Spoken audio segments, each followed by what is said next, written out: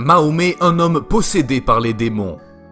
D'aucuns peuvent penser peut-être qu'il s'agit ici d'un préjugé et d'opinions subjectives, mais le fait est que ce sont les musulmans eux-mêmes qui sont la source de ces informations sur leur prophète. Nous trouvons en effet chez Sahih al-Bukhari, livre 53, hadith 400, le renseignement suivant. Aïcha rapporte le témoignage suivant. Le prophète était envoûté, au point qu'il se mit à imaginer qu'il avait accompli des actions qu'il n'avait en fait jamais accomplies. Fin de citation. C'est donc un fait attesté par les musulmans et par son épouse que Mahomet était ensorcelé. Mais alors comment concilier ce fait avec la garantie, déjà mentionnée il y a quelques secondes, avec le Coran dans la sourate 15-42 qui dit « Sur mes esclaves, toi, Satan, tu n'as aucune autorité, je les protège, sauf sur les mauvais d'entre eux qui te suivent, toi, Satan. » Fin de citation. Il faut nous poser la question, Mahomet offre-t-il ici la preuve qu'il est mauvais serviteur d'Allah ? Car comment expliquer que la magie noire inspirée de Satan et prétendument condamnée par l'islam puisse si bien opérer son effet sur lui ? Or le fait est confirmé également par plusieurs hadiths. Bukhari livre 71, hadith 658. Bukhari livre 73, hadith 89. Bukhari livre 7, tome 71, hadith 661. Ce fait est rapporté par Aïcha. Elle dit « L'envoûtement fit son effet sur le prophète d'Allah, Mahomet, de sorte qu'il se mit à croire qu'il avait fait une chose qu'en réalité il n'avait pas faite. » Fin de citation. Il est aisé de voir que ces histoires sont risibles, et on constate que la vie de Mahomet est remplie d'incidents fantaisistes semblant sortir tout droit des contes de fées. Comme toujours, la faute est aux juifs, ou bien c'est un juif qui jette le mauvais sort. Si vous consultez cette référence à l'écran, vous trouverez une histoire où un juif, d'après les déclarations de Mahomet, parvint à l'envoûter avec un peigne sur lequel étaient restés attachés des cheveux du prophète et avec une couche de pollen prélevée sur un palmier dattier mâle. À quel point faut-il avoir l'esprit borné pour croire de telles histoires ? Quelle peut donc être la raison qui pousse Mahomet à multiplier à son sujet ces récits fictifs ?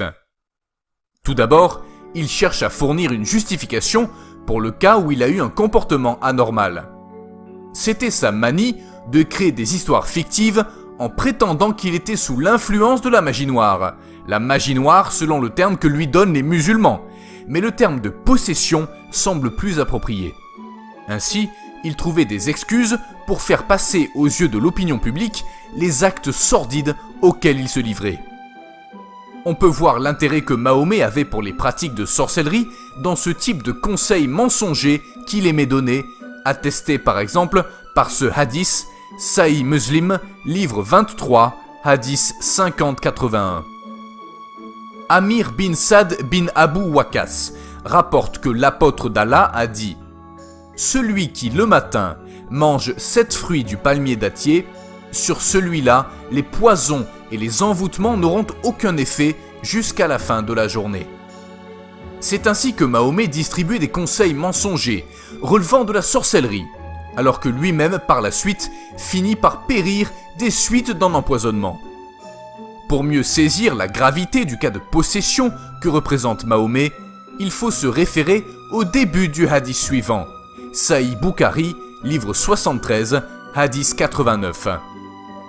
Aïcha, que Mahomet a épousée alors qu'elle n'était encore qu'une petite enfant, a raconté « Le prophète continua pendant ce temps à s'imaginer qu'il avait couché avec ses femmes, mais en réalité, il ne l'avait pas fait. » Fin de citation. En fait, peu importe les gigantesques efforts que déploient les musulmans pour essayer de justifier ce triste personnage et pour occulter son problème mental pourtant évident, rien ne peut raisonnablement expliquer la gravité de son délire et le caractère obsessionnel de ses fantasmes, au point qu'il ne pouvait pas se rendre compte qu'il était réellement en train d'avoir des rapports sexuels avec ses 9 épouses, ou bien s'il vivait une situation imaginaire. Tous ces témoignages sur les troubles de personnalité de Mahomet nous amènent à nous poser quelques questions importantes. En tenant compte de ces constantes tendances à la mythomanie, comment ajouter foi aux propos de Mahomet quand il affirme avoir vu un ange, dont le seul nom est Djibril, Gabriel, alors que nous venons de voir la preuve qu'il était perdu dans un monde imaginaire. Qui sait, peut-être cette histoire de l'ange était-elle un délire parmi d'autres? Pourquoi Allah n'a-t-il pas été capable de protéger son prophète contre les entreprises de Satan? Alors que le Coran affirme bien qu'Allah a pu protéger Mariam, Marie, et son fils contre ce même prince des ténèbres, ainsi que cela nous est décrit dans le Coran, sourate 3, verset 36. C'est la femme d'Imran qui parle, s'adressant à Allah, je la nomme Mariam, Marie, je la mets sous ta protection, ainsi que sa descendance, contre le démon maudit. Fin de citation. Faut-il comprendre qu'Isa, nom incorrect censé désigner Jésus dans le Coran, était plus aimé d'Allah que Mahomet? N'est-ce pas lui qu'Allah a promis de protéger? Le verset 42 de la sourate 15 dit bien qu'Allah donnera sa protection à ses vrais serviteurs, aux bons musulmans. Et Mahomet n'a pas eu droit à cette protection. Cela nous oblige à choisir en conclusion entre ces deux possibilités.